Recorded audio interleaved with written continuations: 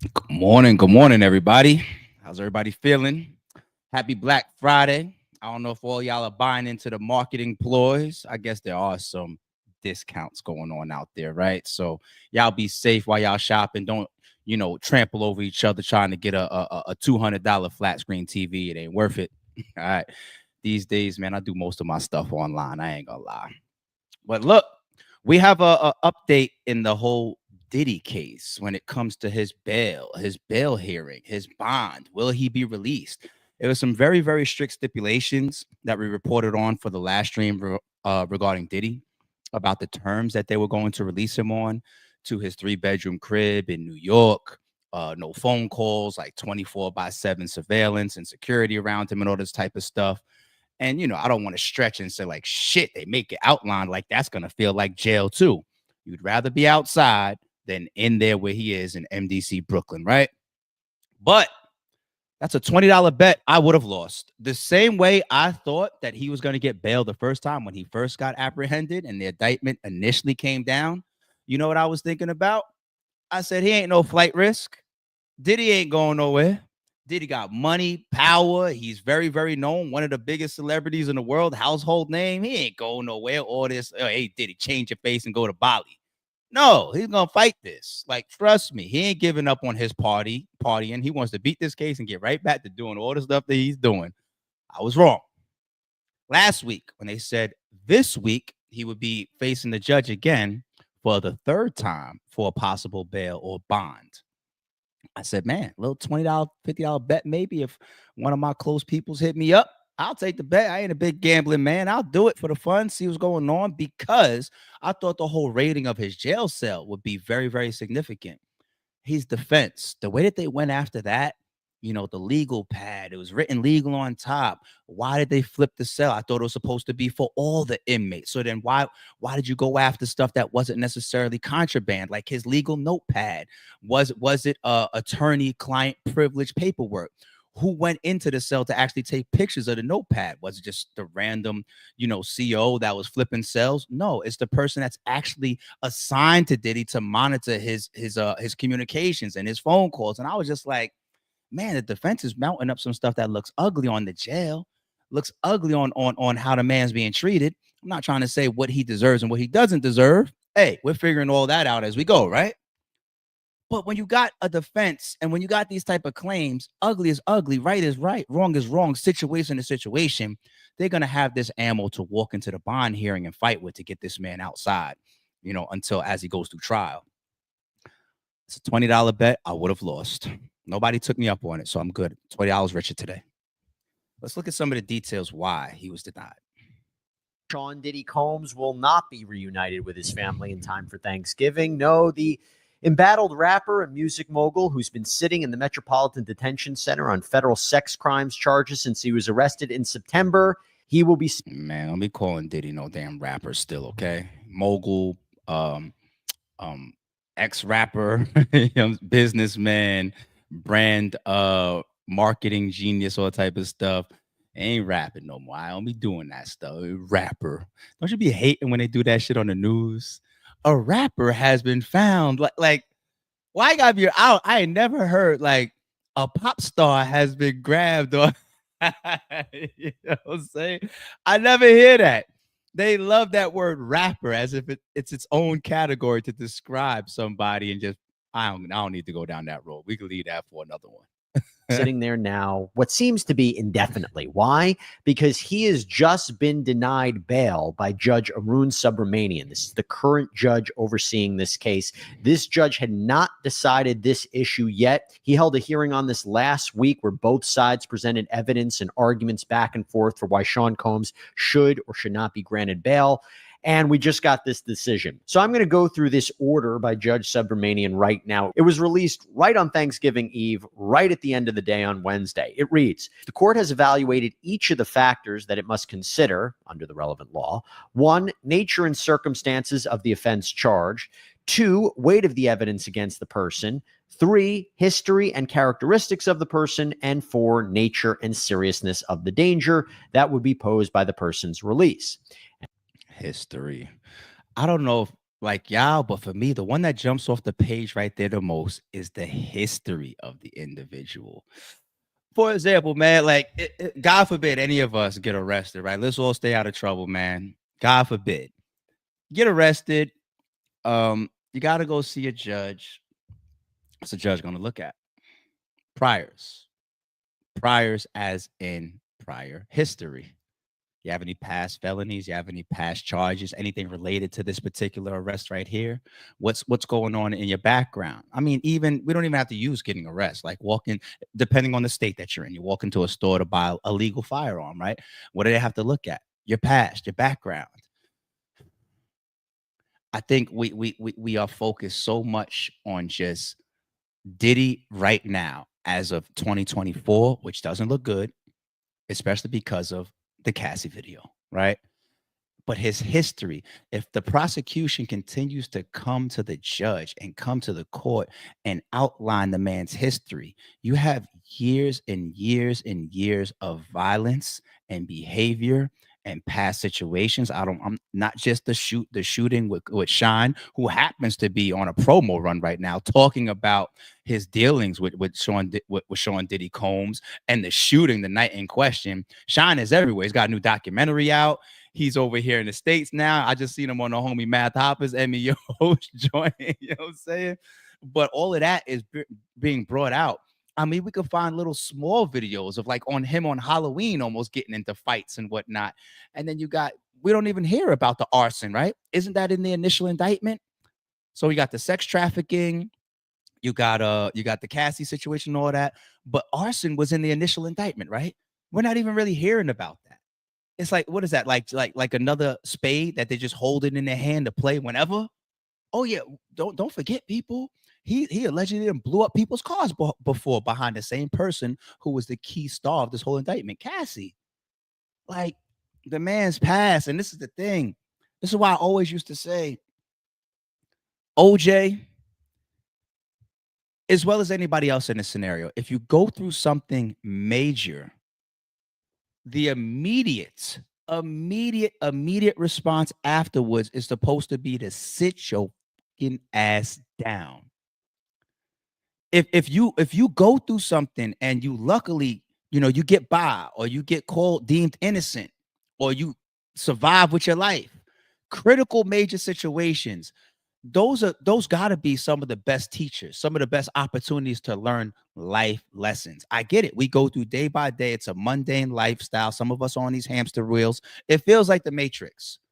And then you end up in a situation and you're supposed to look at that and say, oh shit, how the hell did I just get? And by the grace of God, or the grace of whoever you pray to, or the grace of luck, or whatever you think got you out of that situation, Young Thug is a great example of that.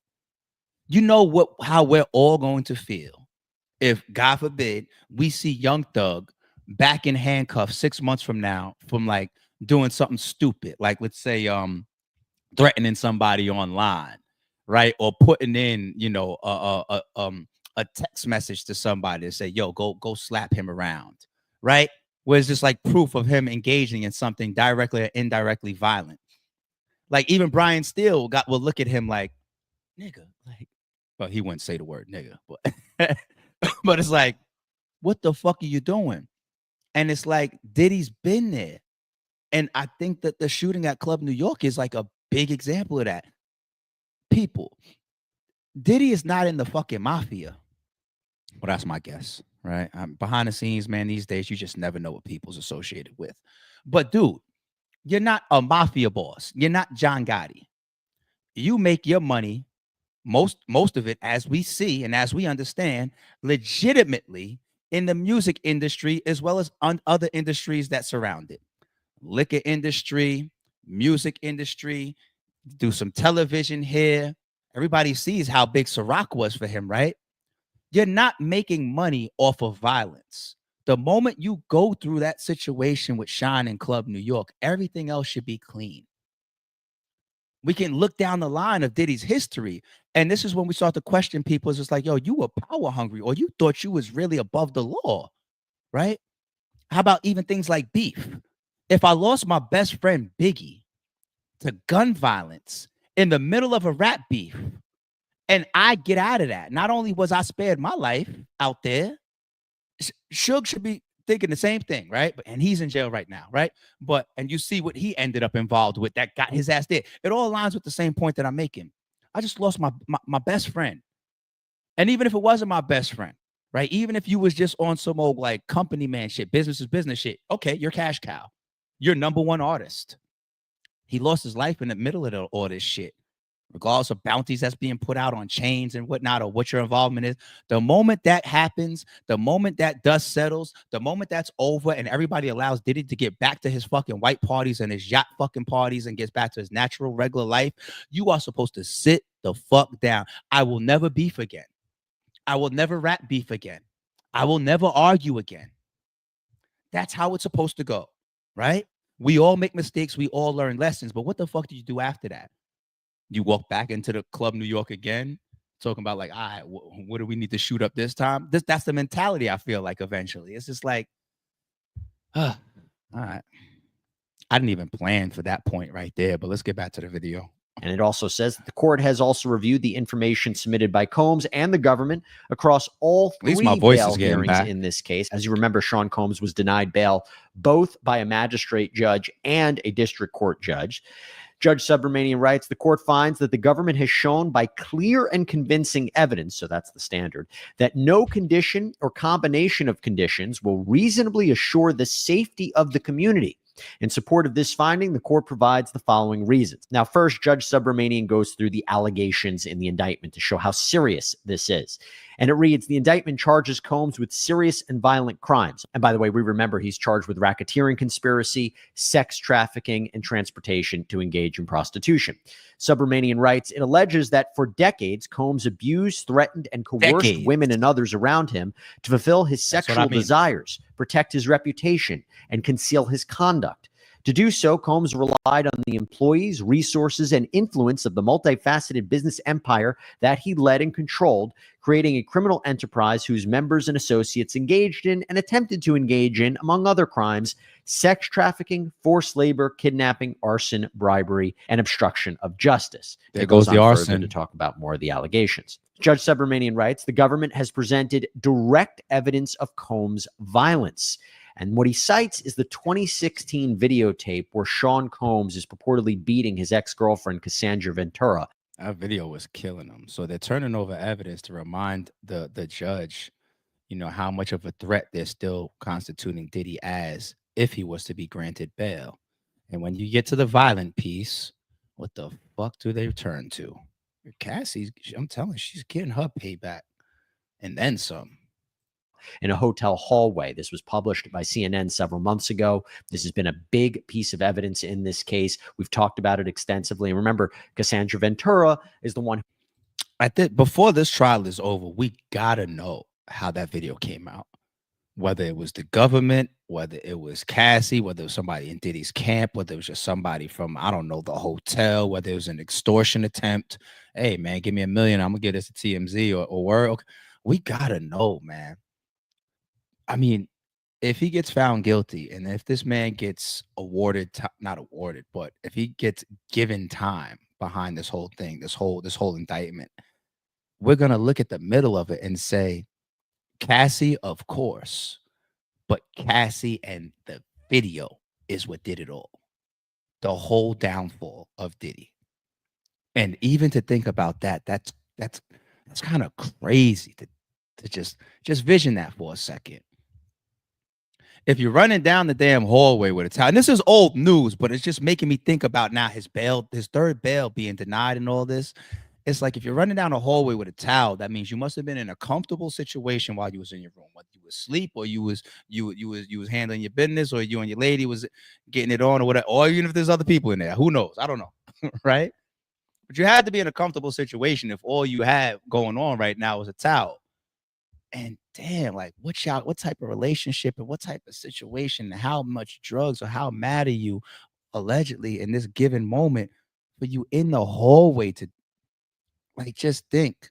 Diddy is on some, he could have possibly been more in some OJ shit where it's like, okay, like a lot of people believe you're guilty, but it's that hard evidence. When OJ gets up there and he's like, if the glove don't fit, you must acquit. And Johnny Cochran spins that, and then the news goes around the world. OJ Simpson not guilty, right?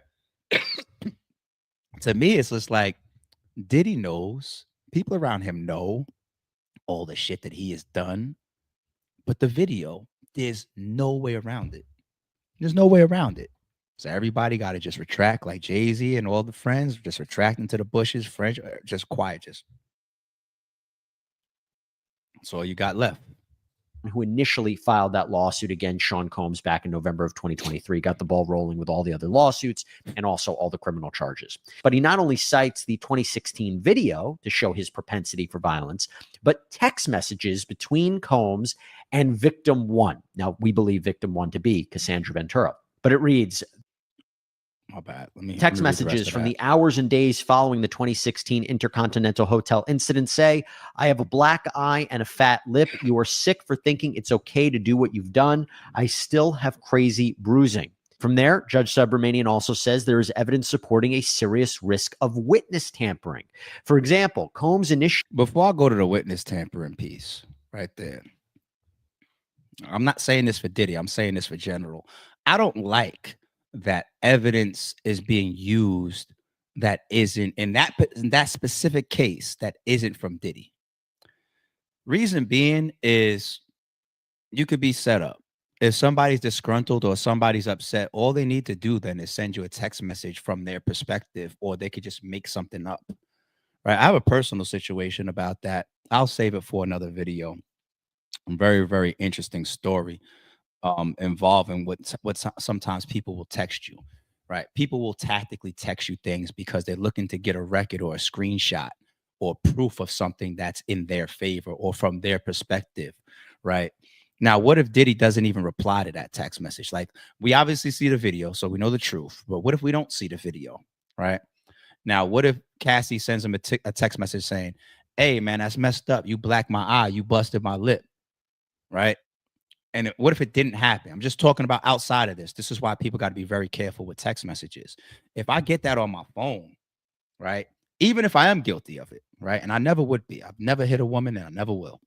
But even if I am guilty of that, you know what I'm texting back? What are you talking about? I've never hit you. And look how that changes. I'm pretty sure his defense would love to use his text messages with that type of response. They probably don't exist. But if there's no responses at all, look at what can come in. Her text message, period. And somebody could text anything.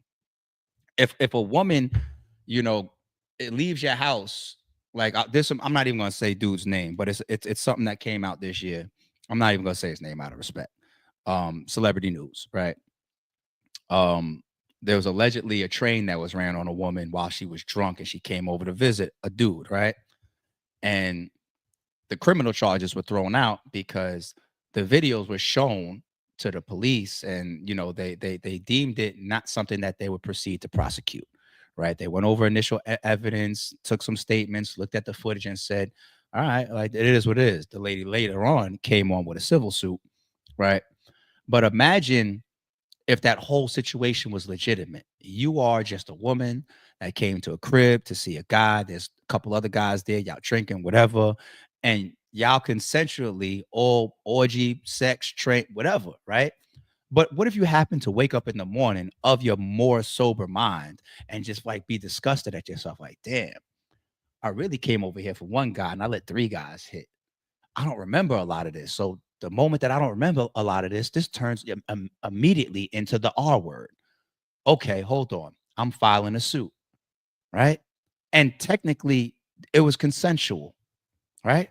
You know what text messages that girl could send the person in question the next day? I can't believe you let your friends do this to me. I can't believe you would do this to me. I can't believe this happened. I can't believe last night. I'm just learning from this shit. It's just like, if you ever send me text messages like that from your fake or wrong or lying or set up perspective, people reply or don't reply, right? But one thing I ain't gonna do is just is give you any text messages that would further, you know what I'm saying? And I wouldn't put myself in that situation to begin with. Keep my shit on the up and up. But just think about it.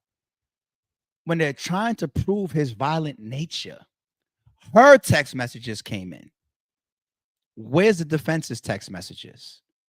Just makes you think, like, if you have this type of stuff, and if you have a situation like this where you know you just put hands on your girl, this can come out now. It could come out next month. It could come out 6 months. It could come out 2 years from now when she gets mad at me. Obviously, y'all had this up and down roller coaster relationship, right? If you're smart enough to be snatching everybody's cell phones and shit when you're getting on these yacht parties or whatever, you should probably cover your ass while you're dealing. But once again, is this just Diddy over a 20 plus year span thinking that he's invincible and he could just do shit to people and get away with it? I don't know. And had unexplained communications with witness one, who was subpoenaed to testify before the grand jury in June 2024, and in fact testified on July 25th, 2024. Combs was represented by counsel during this time, and they have offered an explanation for some of these communications, but they could not explain them all. For instance, Combs' efforts to call and text witness one even after his grand jury testimony, or Combs deleted texts with this witness. That's bad, right? The idea of reaching out to a witness maybe Deleted before you text. knew they were a grand jury witness, that could be a problem. But really, after their grand jury testimony, that's a problem. From there, Judge Subramanian says there is evidence that Combs violated Bureau of Prisons regulations during his pretrial detention to obscure his communications with third parties. We talked about this a lot, how Sean Combs was using other inmates' PAC numbers to make calls, was using a private messaging service to reach out to people, was also engaging in three-way phone calls. The allegation was he was not only breaking the rules, but he was also doing it to reach out to potential witnesses in the case, maybe to try to influence potential jurors through a social media campaign. Now, this is interesting because Judge Subramanian writes, the court makes no determination that the content of Combs' communications through these channels was improper. That's interesting. And this is something that he talked about in the hearing about, is it really bad he's posting things or having people post things for him on social media? So he's saying, I'm not really going to focus on the content of the communications, but, and this is something that we talked about in our prior sidebar, it was just the flouting of the rules that was the problem. He writes, however, his willingness to skirt BOP rules in a way that would make it more difficult for his communications to be monitored is strong evidence that the court cannot be reasonably assured as to the sufficiency of any conditions of release, especially given that they occurred when Combs was seeking bail and when he knew the government's concerns about witness tampering and obstruction were front and center. Yeah, really bad that he's doing this when he's already accused of obstruction and he's under the government's eye. But timing. I'm not here, everybody, like, I'm not voting either way. Like, oh, I get bail, don't get bail, don't get bail. I'm just covering the updates. But it's like timing. They're looking at me for obstruction, and I got bail coming up in 2 weeks. Let me do some obstruction shit. Like, come on, man. We talk about timing. Drake, his album just dropped. They fucking with it. You know what I'm saying? You gonna let the lawsuit come out now, like a day, 2 days after his album dropped? Like, timing. The fuck? It's crazy. And that type of obstruction, you know, it may not even seem that crazy to the average person. It might be everyday regular shit. Oh, a three-way phone call. You know, I called my lawyer, who then happened to also conference in my cousin. And my cousin told me, I just want to let you know this is what's hot in the streets right now. Yeah, Drake and Kendrick and boom, boom, boom. Just give, yeah, I'm gonna give you some entertainment verbally, and then click off, and then all right, back to my regular legal call with my, you know, it's like that's probably every day in there. You know, like, not probably, it is three-way phone calls. What do you got? Like, some people got cell phones in jail. They sneak cell phones in or whatever. But the timing, like doing this type of stuff around trying to get bail, I feel like I'm going to, from behind the bars, do things that can be considered breaking the law because it's my either my last ditch attempts, or it's because I have a level of desperation, right? Like I'm in really, really fight for my life mode. All in all, people, this kind of still feels early for Diddy's case, right? Like, we're still talking about witness one, witness, you know what I'm saying? Like, people haven't even fully been identified yet. No, we're not even we're not at trial yet. It feels so early. So I just feel like Diddy has so much money, so much power, so many people on the outside that are still moving and shaking for him that he should be insulated. He shouldn't break any laws while he's sitting there and he's still there for a couple months and he's looking towards bail. No, I don't know. I don't know. I don't know. And this is also interesting. You know, another reason why the court was skeptical about Sean Combs being released, and Judge Subramanian at least kind of entertained what would bail look like, what would pretrial release look like. He went on a back and forth, and we'll talk about this in a minute, where Sean Combs' attorneys had said he has an apartment in New York, there will be private security. Well, here's what the court says. The court doubts the sufficiency of any conditions that place trust in Combs and individuals in his employ, like a private security detail, to follow those conditions. So, wow. So really seems swayed by the especially when you got people like Gene Deal running around doing interviews every 5 seconds, and you got Joe, the ex-security guard or alleged, that came out. He caught a alleged civil suit as well. Like, it's just like these people doing their homework too. Prosecution is going to present all types of stuff to the judge. It's like his own private security detail around him. His security detail be getting in trouble too. What you talk about, right? Oh, that's crazy. Prosecution's argument that his private security team could probably be susceptible to manipulation. Now, this part is fascinating. There was a back and forth at the beginning of the hearing, and we're going to get into it in a little bit, where Judge Subramanian was asking Sean Combs' lawyers about a discrepancy. You might recall that there were materials that were photographed from Sean Combs' jail cell. And the allegation was by the defense was that this was a violation of his privilege, that there were materials that were photographed that were subject to attorney-client and work product privilege. And the defense had said that there was a number of legal pads that said legal on top of them. And there was a discrepancy where the judge brought it up about whether these pads actually said legal. He writes, the court further notes that it held an emergency hearing to address the government's usage of notes on legal pads recovered from Combs' bunk.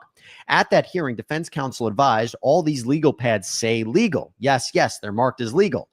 After the hearing, the court inquired why, in light of counsel's representation that the notes at issue were on legal pads that were clearly marked as legal, photographs taken during the sweep show no such labels. At the hearing, defense counsel admitted that it has to be the case that as of the day of the search, legal wasn't written on every legal pad, and that they were not sure whether the pad presented to the court had legal on it at the time of the sweep. And Judge Subramanian writes, the circumstances of this incident and the misrepresentation made at the hearing where Combs was present bear on whether the court can be reasonably assured that any conditions it imposes will be followed, or whether through inadvertence or active subversion they will be broken and the community's safety threatened. Okay. So the last stream that we did, when I said, hey, I bet that he might get bail this week. Judge actually made a decision based on that. So there was that whole talk of these legal pads. When was the legal written on top? Hold on. Come here. The judge, come back here with that. Let me. I wasn't born yesterday. That's why I'm a judge. Hold on. Let me take a look again. The pictures. Do they? What? Now when was legal written on top? Before or after we flipped this cell? Looks like the judge made the decision. I feel like the defense manipulated the initial findings. Now, you got to ask yourself in a situation like that, is Diddy smart enough to know that, okay, my jail cell was flipped and they confiscated and took photographs of my legal notes, which is client attorney privilege, and possibly I could use this within my bond hearing, right? Is Diddy doing that on his own? Or does Diddy get advised by his lawyers to do that? Hey, write legal on top. I don't know. Let's just say if you're legally advised from your legal counsel or your lawyers or your dream team to do that, and then it works against you. Hey, lawyers, charging me how much? You just helped me not get bond. That's fucking nuts. Almost seems like the judge is saying, defense, can't trust you. And then finally, Judge Subramanian distinguishes Sean Combs' case from the Mike Jeffries case, the former Abercrombie and Fitch CEO who was just recently arrested on sex trafficking charges in New York. He's facing charges in federal court in the Eastern District of New York as opposed to the Southern District, but same thing. And the idea there was he was released on $10 million bail. Very similar allegations, sex trafficking. But this is what the judge writes. In United States v. Jeffries, while the government raised danger, its principal concern with respect to defendant Mike Jeffries was flight. He had no criminal history. The alleged criminal conduct, which did not involve the kind of violence or RICO allegations made here, racketeering allegations made here, abated nearly a decade ago. And Jeffries was 80 years old. So that's how he's distinguishing that case from Combs. And so go back to his old ass. Keep him up there for a second. Hold on. Where you at? There you go. We said earlier in this stream, your history will prevent you from voting. Your history will prevent you from purchasing a legal firearm. Your history will change how a judge looks at you when it's time for bail, even how much bail may be. It's not just whether you get bail or not. It could also be, you know what, I ain't gonna get into those stories. It could also be, you have a history of this. I'm gonna give you bail, but it's gonna be $10,000. Oh, first offense, $5,000. It's all collateral, right? Bail. It's all collateral, and you change the stakes, or you don't even release it at all if you think the person's at risk. But you change the stakes, right, based on what's in front of you and the variables that potential, I guess, suspect or person charged is coming to the table with. Okay, so we run around. And we ignorantly, remember the word ignorant is not meant to be disrespectful. It's just lack of knowledge or understanding. We ignorantly run around and we say, wait a minute, we got our Diddy, our black mogul, right, who has this RICO and trafficking and sex crimes and all this allegations in his indictment. And then this Abercrombie and Fitch guy, ex-CEO, comes out and he's got all these similar allegations and charges in his indictment. Shouldn't they be treated the same? The judge just said it. So when the defense comes and says, hey, man, don't just look at me. Look at the old white guy right there that has similar charges. He got bail. Let my guy get bail. The variables, people, not only do they matter, but they're supposed to matter. You got one person in front of you. You got one child in front of you that makes a mistake. And he sits down in front of the principal of school. And the principal says, look, man, you ain't supposed to be writing on the walls. Yeah, man, that was the hallway of all the art classes and everything. I'm sorry about that, man. I made a mistake. I didn't know. Okay, cool. Slap on the wrist. Get your ass up out of here. Don't do it again. Then your ass come back. Principal looking at you like, you done graffitied up the whole school. You writing F this teacher in the bathroom. No, you have a past history of this.